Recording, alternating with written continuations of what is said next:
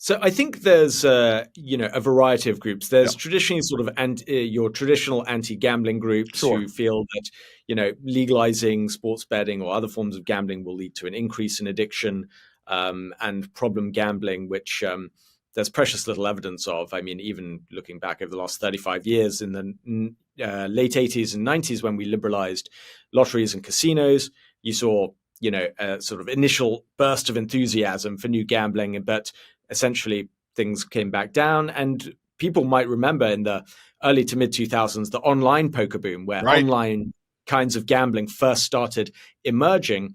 And a great guy, Howard Schaefer, who's a great gambling researcher, looking over this in 2011, wrote that he was in fact astonished that even with an unprecedented rise in opportunities to gamble, the gambling addiction rate had remained remarkably stable. Right. And we've seen that in other countries that have liberalized gambling laws. So what we do find is that the legal regime of gambling doesn't necessarily make a difference to the actual prevalence of problem or pathological gambling. China, for instance, almost all kinds of gambling are illegal.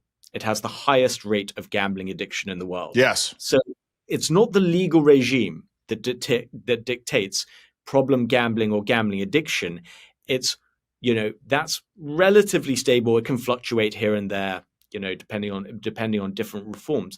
But are we going to have a regime in which, one, people like to bet and are going to do it anyway? I think Right. we'll find parents might be making a bet with each other occasionally on what's going to happen in the kids' game. Right. But in terms of major games and so on, this is going to happen anyway, and it has been. So do we want people using these kind of offshore books from No. very exotic Right. islands that nobody's ever heard of, that have these weird registration things and are offering you multi-$1,000 crypto bonuses that look very shady?